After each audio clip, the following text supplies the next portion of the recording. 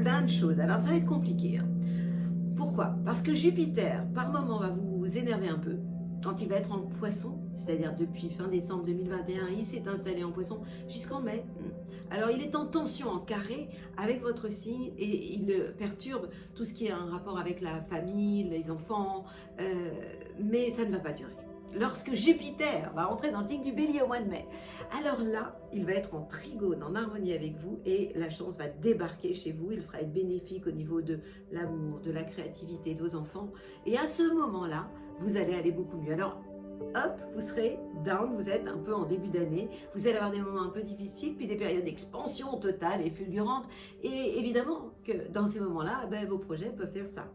Heureusement, il y en a un qui va vous aider, c'est Saturne. Saturne, bah, c'est la sagesse, hein. Lui, il est en Verseau. Donc, comme Saturne est en Verseau, il est en sextile avec vous.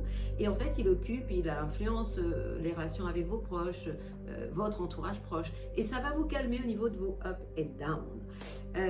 Et si tout se complique, eh bien, regardez juste ce qui ne va pas. Moi, j'ai envie de vous parler de prudence plutôt que d'emballement. Et vous allez avoir vraiment intérêt d'avoir gardé les pieds sur terre, d'être réaliste et surtout d'être sage cette année lorsque les moments seront en attente. Vous allez les atteindre, vos objectifs. Il faut juste que vous trouviez le bon moment. Amoureusement, entre janvier jusqu'à fin avril, eh bien, vous allez avoir des moments où vous serez un peu perturbé à cause de ce Jupiter en poisson qui va vous mettre les nerfs. Il va avoir une influence perturbante sur tout ce qui est familial, donc attention à ce moment-là. Il sera donc en tension avec vous. Et jusqu'au mois de mars, la planète Vénus va occuper le signe du Capricorne et donc en fait elle aura une influence sur tout ce qui touche vos biens, vos acquis. Donc ce ne sera pas toujours simple, ce sera un peu compliqué, vous pourriez avoir des moments de remise en question à la maison, mais quand même la maison 2 ça vous préserve. Pourtant vous aurez quelquefois l'impression d'être étouffé, vous détestez ça, vous aimez tellement votre liberté. Mais la bonne nouvelle, parce qu'il y en a une, c'est qu'au mois de mai, il y en a même plusieurs. En mai, eh bien Vénus, la planète de l'amour, va aller s'installer aussi en Bélier.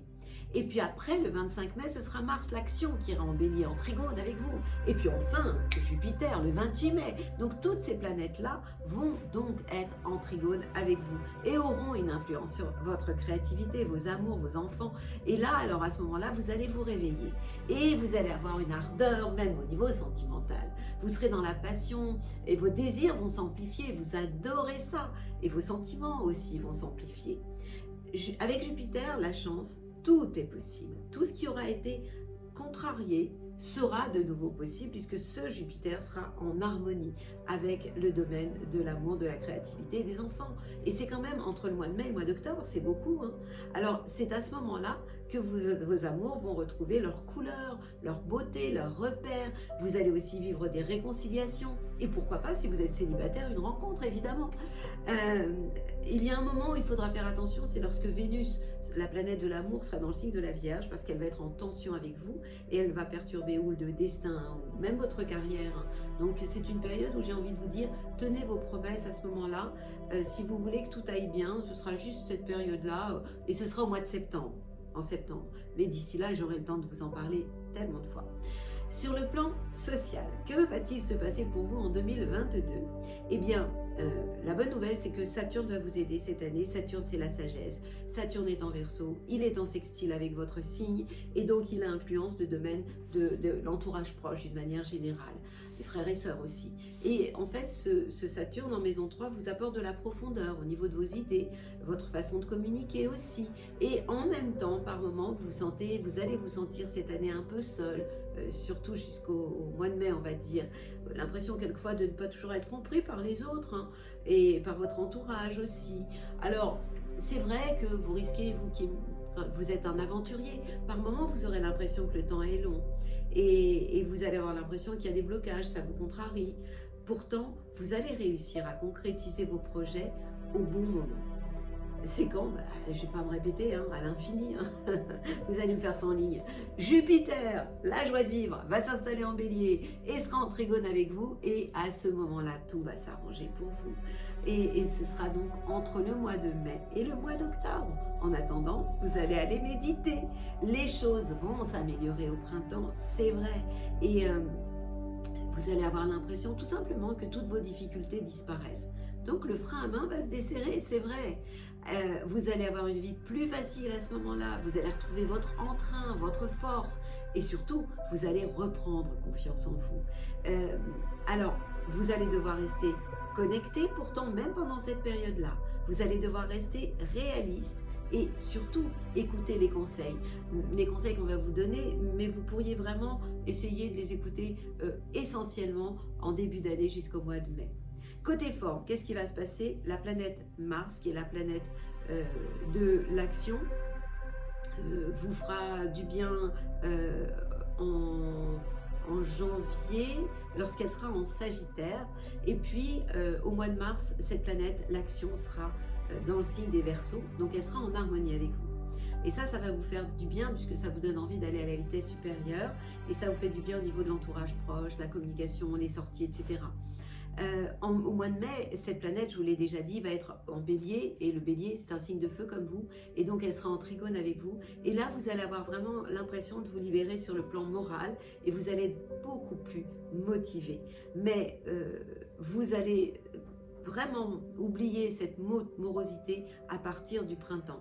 Vous serez beaucoup moins inquiet à ce moment-là, et puis surtout, vous allez retrouver votre réactivité, puisque vous êtes quand même quelqu'un qui attrape au vol les opportunités. Et à ce moment-là, la chance va s'installer chez vous. Elle ne va pas juste passer, elle va vraiment s'installer.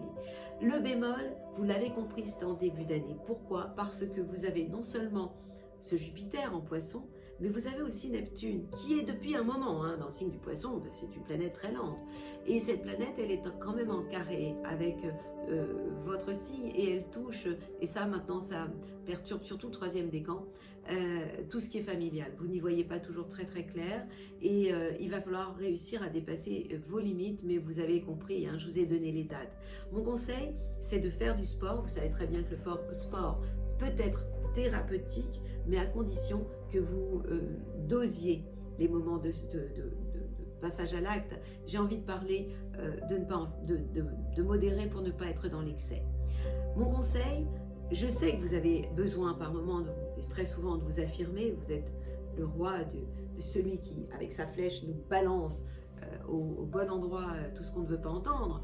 Eh bien, vous allez pouvoir vous le faire entre le mois de mai et le mois d'octobre, parce que Jupiter va vraiment rouler pour vous et va vous éviter beaucoup de déceptions à ce moment-là. Alors, qu'est-ce que j'ai envie de vous donner en élixirs floraux pour vous? Je pense au Wild Rose, surtout en début d'année, et Olive. Le Wild Rose, c'est pour retrouver notre enthousiasme. Je vais trop vite dans ma tête. Pourquoi? Parce que Jupiter, c'est votre planète. Et Jupiter, c'est la joie de vivre.